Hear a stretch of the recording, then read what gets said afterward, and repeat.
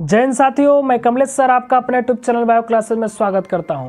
बाबू, आज का हमारा टॉपिक है भ्रूणपोष के प्रकार। भ्रूणपोष कितने प्रकार के होते हैं आज हमको ये पता चल जाएगा और अच्छी तरह से हम आपको समझा देते हैं। चलिए हम टॉपिक पे चलते हैं, भ्रूणपोष के प्रकार। हमारा टॉपिक है आज का भ्रूणपोष के प्रकार। Types of endosperm. Types of endosperm. बाबू ध्यान देना, यहाँ पे भ्रूणपोष के प्रकार पढ़ने से पहले मैं आपको भ्रूणपोष के बारे में थोड़ा सा चर्चा कर लेता हूँ, इसलिए कि मैं पिछले वीडियो में आपको भ्रूणपोष के बारे में बता दिया है, ठीक है, भ्रूणकोष के बारे में बता दिया है। लेकिन यहाँ पर हम प्रकार पढ़ने से पहले थोड़ा सा चर्चा करना चाहेंगे कि भ्रूणपोष क्या होता है, ठीक है ना। तो मैं आपको बता दूं कि भ्रूणपोष, अगर हम बात करें कि भ्रूणकोष का, सबसे पहले भ्रूणपोष छोड़ करके भ्रूणपोष का बात करें, इसको कहते हैं हम भ्रूणकोष, ठीक है। भ्रूणकोष जो है किस में पाया जाता है? ये पाया जाता है बीजांड के अंदर। किसके अंदर पाया जाता है बाबू? ये बीजांड के अंदर पाया जाता है। और बीजांड कहाँ पाया जाता है? अंडाशय के अंदर पाया जाता है, ठीक है। भ्रूणकोष में नीचे की तरफ दो सहायक कोशिका, क्या बाबू? दो सहायक कोशिका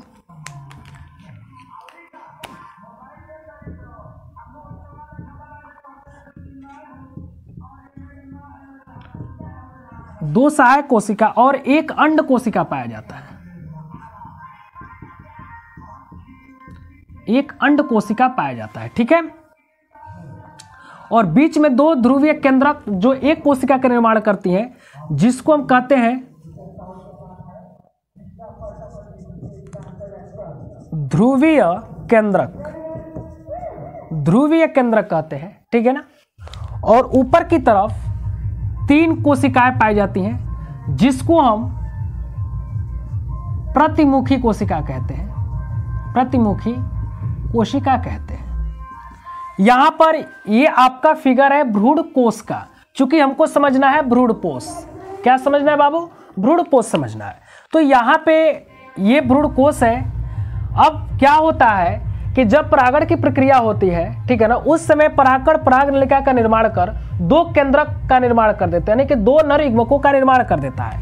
जब दोनों नर युग्मक, यहां पे ध्यान देना होगा, जब दोनों नर युग्मक परागनलिका में बन जाते हैं तो ये पराग कोश के अंदर प्रवेश कर जाते हैं, ठीक है ना। ये वाला हिस्सा जो परागनलिका है वो प्रवेश कर जाता है किसमें? भ्रूणकोष के अंदर, ठीक है ना। और इसमें दो नर केंद्रक होते हैं। पहला जो नर केंद्रक होता है वो किससे मिल जाता है? अंड कोशिका से। अंड कोशिका से मिल करके, ठीक है ना, जैसे ही मिलता है उसको हम निषेचन कहते हैं। तो आपको पता है कि निषेचन प्रक्रिया से, ठीक है ना, एक जाइगोट का निर्माण होता है। जाइगोट का यानी कि युग्मनज का निर्माण होता है। युग्मनज का निर्माण होता है और युग्मनज से भ्रूण का निर्माण हो जाता है। सॉरी, भ्रूण का निर्माण हो जाता है, ठीक है ना। तो यहां पर ये भ्रूण बन जाता है। लेकिन जब यही दूसरा केंद्रक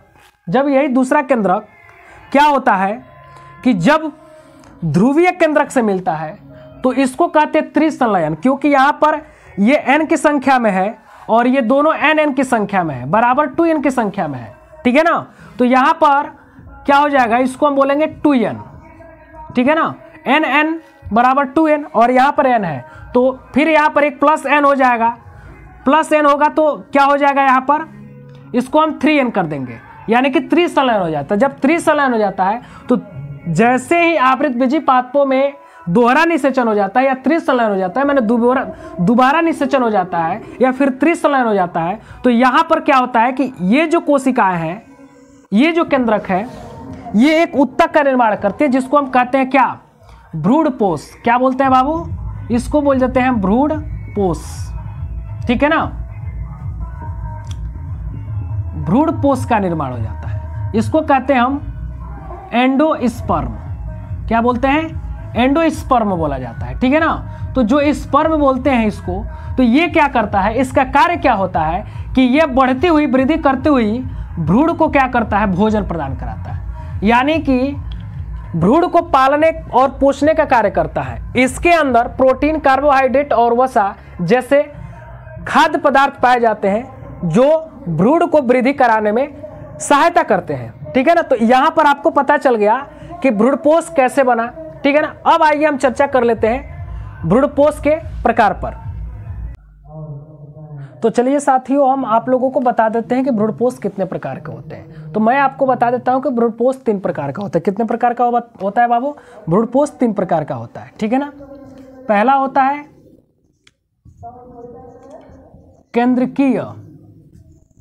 केंद्रकीय भ्रूणपोष। इसको कहते हैं हम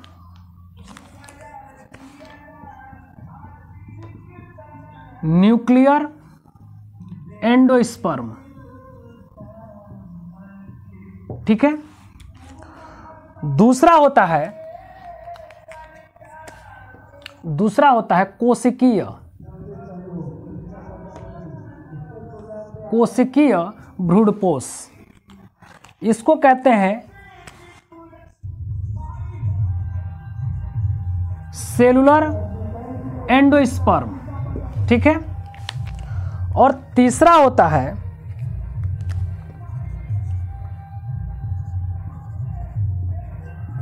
माध्यमिक भ्रूणपोष। इसको कहते हैं हेलोवियल एंडोस्पर्म। बहुत ही आसान तरीके से, बहुत ही मजा आएगा, इसमें कुछ नहीं है। देखिए, इसमें सबसे पहले हम क्या जानते हैं कि जो भ्रूणपोष होता है, पहला वाला देखिए आप, इसमें पहला देखेंगे कि जो भ्रूणपोष होता है, ठीक है ना, तो ये वाला हिस्सा क्या हो जाएगा कि आपका भ्रूण हो जाएगा, ठीक है। ये वाला हिस्सा क्या है? भ्रूण है। बढ़िया से समझिए, ये भ्रूण है। और ये वाला जो हिस्सा होता है ये भ्रूणपोष होता है। क्या होता है बाबू? ये भ्रूणपोष होता है, ठीक है ना। तो इसमें पहला वाला हम बता रहा है कि जो इसका प्राथमिक केंद्रक होता है ना बाबू, जो प्राथमिक केंद्रक होता है, ठीक है, ये क्या करता है कि बार बार विभाजन करता है और बार बार विभाजन करके बहुत सारे कोशिकाओं का निर्माण कर लेता है, केंद्रकों का निर्माण कर लेता है। क्या बाबू? बहुत सारे केंद्रकों का निर्माण कर लेता है, ठीक है ना। और ये क्या होता है कि चारों तरफ परिधि में आ जाता है, इस कोशिका के चारों तरफ क्या होता है, परिधि में आ जाता है, ठीक है। और यहां पर बन जाता है क्या? वैक्यूल, खाली स्थान बन जाता है। तो आपको देख रहे हैं कि आप इसमें जिधर भी नजर देखिएगा, आपका जिधर भी नजर जाएगा, ठीक है ना, इसमें केवल केंद्रक ही नजर आएगा, ठीक है ना। और जब केंद्रक नजर आता है तो इस प्रकार के भ्रूणपोष को हम क्या कहते हैं?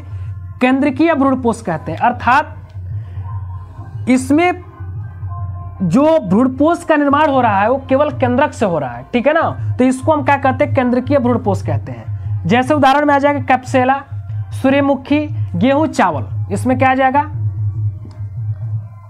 कैप्सेला, गेहूं, चावल,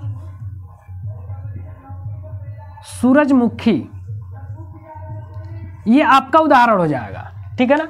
इन सभी में क्या पाया जाता है? केंद्रकीय भ्रूणपोष पाया जाता है। दूसरा आपका है कोशिकीय। कोशिकीय में क्या होता है कि इसमें यहां पर भ्रूण है, ठीक है, और इसका ये केंद्रक है, ठीक है ना। तो इसका जो केंद्रक होता है, ठीक है ना, वो विभाजन तो करेगा लेकिन इसमें भित्ति का निर्माण होता चला जाएगा। क्या होगा बाबू? भित्ति का निर्माण होता चला जाएगा। अनुप्रस्थ भित्ति का निर्माण होगा कुछ इस प्रकार, आप देख सकते हैं। इस तरह से केंद्रक बनता जाएगा और अनुप्रस्थ भित्तियां बनती जाएंगी। तो इस तरह से हम देख पा रहे हैं कि इसमें बहुत सारे कोशिका दिखाई दे रहे हैं, 1 2 3 4 5 इस तरह से कोशिकाएं दिखाई दे रहा है। तो जो भ्रूणपोष कोशिका से बना होता है, मतलब अगर हम देखें तो उसमें केवल कोशिका ही दिखाई देगा, उस तरह के भ्रूणपोष को हम क्या कहते हैं? कोशिकीय भ्रूणपोष कहते हैं। क्या कहते हैं बाबू? कोशिकीय भ्रूणपोष कहते हैं। उदाहरण में आ जाएगा मैग्नोलिया और धतूरा। मैग्नोलिया और धतूरा क्या आएगा बाबू? मैग्नोलिया,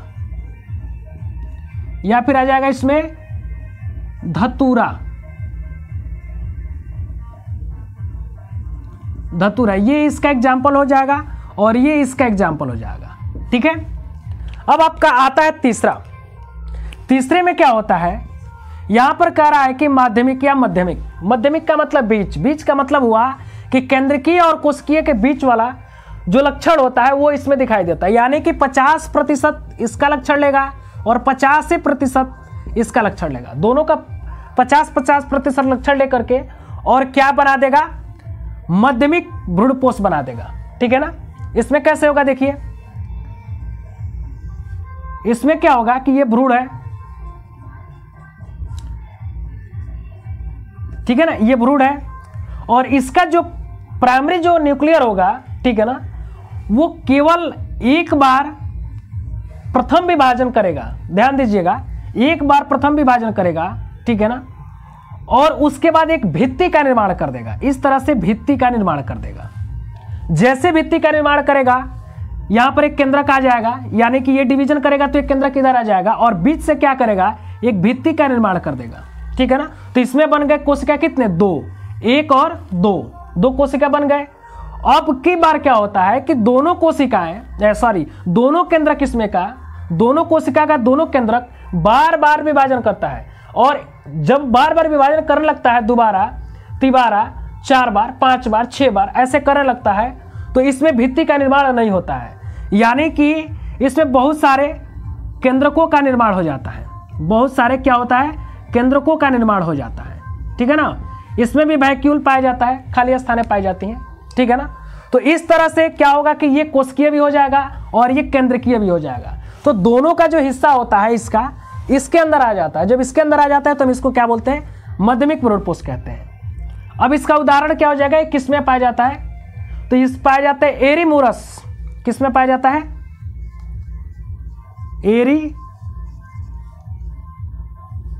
एरीमूरस में पाया जाता है। ठीक है ना? एरीमूरस में पाया जाता है। ये इसका एग्जाम्पल हो गया। ठीक है ना?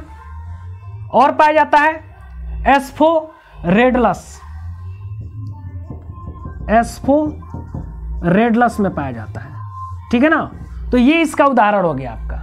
तो आई होप कि आपको भ्रूणपोष के प्रकार समझ में आ गए होंगे। यदि समझ में आ गया है तो आप हमारे चैनल को सब्सक्राइब करें, लाइक करें, कमेंट करें और दोस्तों को शेयर करें। धन्यवाद।